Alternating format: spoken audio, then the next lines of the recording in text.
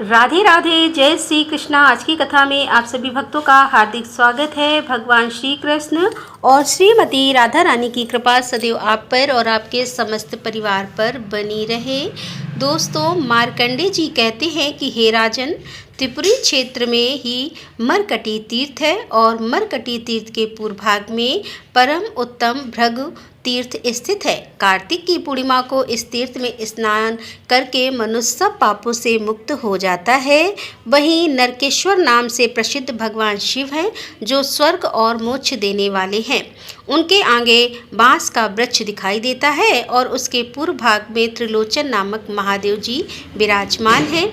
उनके ललाट में स्थित तृतीय नेत्र का दर्शन करके मुनि श्रेष्ठ भृगु ने पृथ्वी पर दंडवत प्रणाम किया और इस प्रकार उनकी स्तुति की।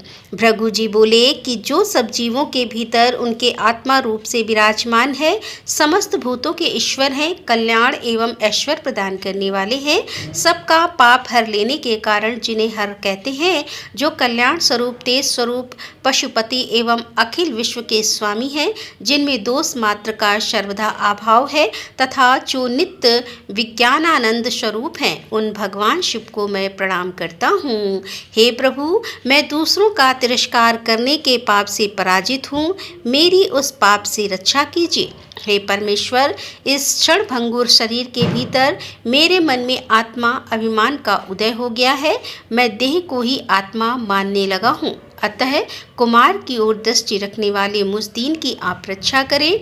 हे प्रभु, मुजदीन ब्राह्मण को ज्ञान देने के लिए उद्यत होइए। आप तो सदा सबका कल्याण करने वाले हैं, फिर मुझे मूढ़ देखकर भी ज्ञान दान में विलंब क्यों करते हैं।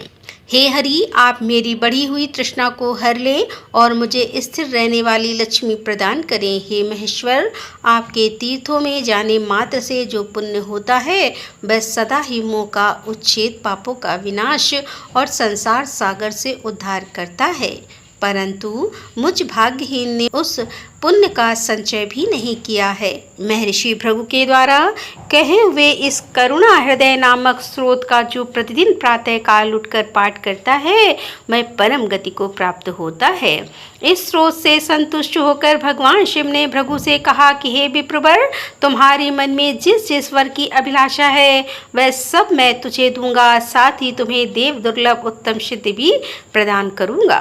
भृगु ने कहा कि हे देवेश्वर, यदि आप संतुष्ट हैं और मुझे वर देना चाहते हैं, तो पृथ्वी पर मेरे ही नाम से इस तीर्थ की प्रसिद्धि हो। हे महेश्वर, मेरी दूसरी प्रार्थना है कि आप अपने को उस भृगु क्षेत्र में अवतरित करें, यहाँ सदा ही आपकी स्थिति बनी रहे।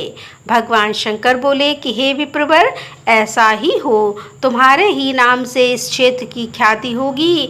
हे युधिष्ठिर, इस भृगु क्षेत्र में 8 रुद्र बताए गए हैं। भृगु, शूली, वेद, चंद्र, मुख, अट्ठाहस, काल तथा कराली, इन सब के कारण भृगु क्षेत्र बहुत ही मनोरम और धन्य हो गया है। अयन, विश्व संक्रांति ग्रहण, व्यक्तिपात, दिनक्षय और गच्छ छाया आदि योगों से इस तीर्थ के भीतर जो स्नान, होम, तर्पण और देव पूजन आदि सत्कर्म किए जाते हैं, वे सब अच्छे होते हैं। जो भृगु क्षेत्र में स्नान करके वहाँ एक रात्रि निवास करता है, उसे जो पुण्य प्राप्त होता है, वह सैकड़ों यज्ञ द्वारा भी उपलब्ध होने वाला नहीं है। सैमी मनुष्य भृगु तीर्थ की प्रदक्षिणा करके तत्काल विशुद्ध होकर शिवलोक में प्रतिष्ठित होता है।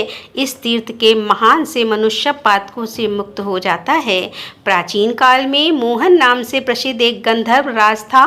वह ब्रह्मा जी की सभा में स्थित होकर सदा उनकी आराधना में ही तत्पर रहता था। एक दिन महर्षि दुर्वासा को वहां उपस्थित देखकर उसने उनकी हंसी उड़ाई। यह देखकर मुनि ने श्राप दिया कि अरे, तुझे अपने सुंदर रूप का बड़ा अभिमान है, तू जा चित्र कुष्ठ अर्थात चितकबरी कोढ़ से पीड़ित रहे। अब उस श्राप से भयभीत होकर गंधर्व राज ने मुनि से कहा कि हे विप्रवर, मुझ अज्ञानी पर प्रसन्न होकर आप अपने श्राप का अंत कीजिए। दुर्वासा जी बोले, गंधर्व राज, तू त्रिपुरारी में नर्मदा के तट पर जा, वहाँ समस्त भयों का नाश करने वाले साक्षात भगवान सूर्य निवास करते हैं। नर्मदा के उत्तर तट पर उनका स्थान भास्कर तीर्थ के नाम से प्रसिद्ध है। उसमें स्नान करने से तुम पर लगा हुआ जो शाप है, वह निर्वत हो जाएगा। तब वह गंधर्व राज दुर्वासा मुनि को प्रणाम करके नर्मदा के तट पर गया। वहां विधि पूर्वक स्नान करके उसने भगवान भास्कर की आराधना की। 3 रात तक आराधना होने पर चौथे दिन प्रातःकाल भगवान सूर्य ने कहा कि हे महाभाग, तुम कोई मनोवांछित वर मांगो। गंधर्व ने कहा कि हे देवेश्वर, आपके प्रसाद से मेरा यह चित्र कुष्ठ निर्वत हो जाए। तब भगवान सूर्य बोले कि एवमस्तु। तदंतर वह शाप से मुक्त होकर अपने लोक को चला गया। हे युधिष्ठिर, भास्कर तीर्थ में पुत्र की कामना से सावित्री देवी की आराधना की जाती है। यहाँ स्नान करके सूर्य देव का पूजन करने से मनुष्य पुत्रवान एवं रोग मुक्त होता है। वहीं दक्षिण भाग में कोटीश्वर महादेव है। उनका विधि पूर्वक पूजन करने से मनुष्य कोटि लिंगों की पूजा का फल पा लेता है। जो स्वाधीन अथवा पराधीन होकर भी वहाँ प्राणों का त्याग करता है, वह सब पापों से मुक्त होकर शिवलोक में प्रतिष्ठित होता है। मार्कंडेय जी कहते हैं कि हे राजन, कोटि तीर्थ के दक्षिण भाग में नर्मदा के तट पर ही सोम तीर्थ है, जो भगवान सोम अर्थात चंद्रमा द्वारा आधारित है। वहाँ स्नान करके मनुष्य स्वर्गलोक में जाते हैं और जिनकी वहाँ मृत्यु होती है वे फिर इस संसार में जन्म ही नहीं लेते। सोमदेव के दक्षिण भाग में शंकरेश्वर महादेव विराजमान है। पूर्व काल में इंद्र ने वहाँ संपूर्ण कामनाओं की सिद्धि के लिए भगवान शिव की आराधना की थी। वहीं ब्रह्मकुंड नाम से एक प्रसिद्ध दूसरा तीर्थ है, जहाँ नर्मदा की धारा उत्तर की ओर बहती है और जहाँ साक्षात भगवान विष्णु निवास करते हैं। हे महाराज, वहाँ स्नान करके मनुष्य विष्णु लोक में जाता है। अमावस्या तथा व्यक्तिपात योग में वहाँ तिल और जल की अंजलि देने तथा श्राद्ध करने से पितरों को अक्षय तृप्ति होती है। हे नृपश्रेष्ठ, जहाँ उत्तर वाहिनी नर्मदा, पश्चिमी वाहिनी गंगा और पूर्व वाहिनी सरस्वती प्राप्त हो, उस क्षेत्र की अवश्य यात्रा करो। ब्रह्मकुंड के उत्तर भाग में सनातन देव लक्ष्मीपति भगवान मधुसूदन अम्बरीश के नाम से विख्यात है। हे राजन, जो एकादशी को वहाँ स्नान करके भगवान की पूजा करता है वह सब पापों से मुक्त होता है और भगवान विष्णु के लोक में जाता है। उसी के पश्चिम भाग में हंस तीर्थ है। वहाँ भी स्नान करके जो श्राद्ध और दान करता है वह हंस तीर्थ के प्रभाव से त्रियक योनि अर्थात पशु पक्षियों की योनि में जन्म नहीं लेता।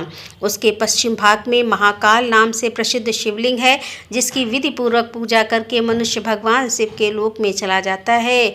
वहीं म्रात तीर्थ नाम से प्रसिद्ध जो पुण्य स्थान है उसमें मातृकेश्वर लिंग प्रतिष्ठित है। वहां स्नान करने से अश्वमेध यज्ञ का फल प्राप्त होता है। सप्तवंशोद्भव भव तीर्थ में स्नान करके पितरों को जल और पिंड देने से मनुष्य समस्त मनोवांछित कामनाओं से संपन्न होकर भगवान शिव के लोक में सम्मानित होता है।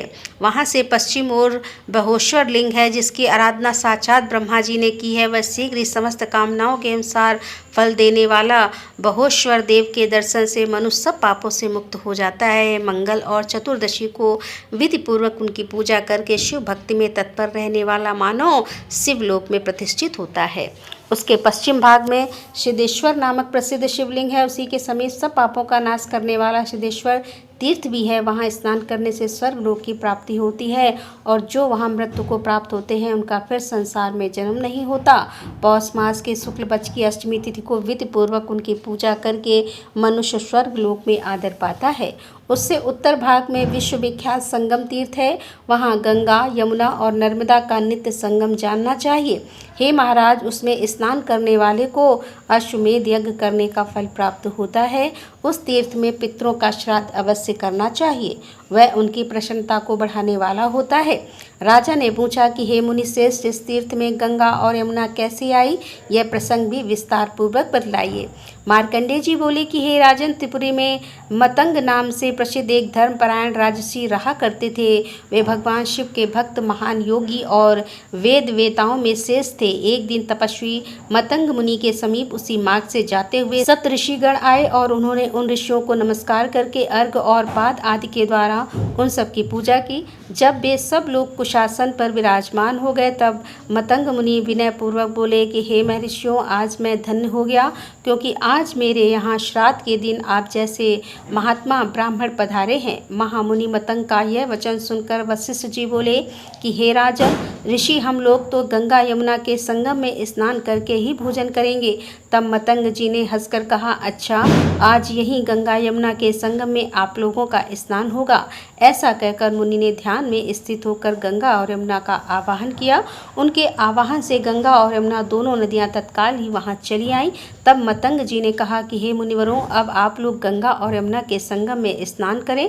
सप्त ऋषि महात्मा मतंग का यह अद्भुत कर्म देखकर मन ही मन बड़े विस्मित हुए। तदंतर उन मुनीश्वरों ने विधिपूर्वक स्नान किया और मतंग मुनि का पितृयज्ञ संपन्न कराकर स्वर्ग लोक को प्रस्थान किया।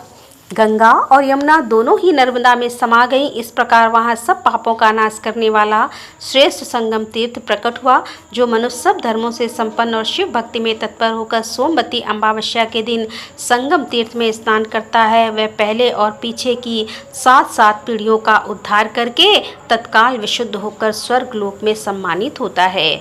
उसे सब पापों से छुटकारा मिल जाता है। जो क्रोध और इंद्रियों को जीत कर लगातार 6 महीने तक प्रतिदिन वहाँ स्नान और महेश्वर की पूजा करता है, वह किसी कारण से यदि किसी मलेच्छ दशा में या फिर जहाँ कहीं भी मृत्यु को प्राप्त हो जाए, अंत में भगवान शिव के समीप भी जाता है। जय भोलेनाथ। आज की कथा का यहीं पर समापन करती हूँ। उम्मीद करती हूँ यह कथा आपको जरूर पसंद आई होगी। तो दोस्तों, मिलते हैं इसके आगे का अध्याय लेकर। तब तक के लिए राधे राधे। जय श्री कृष्णा। हर हर महादेव। जय भोलेनाथ।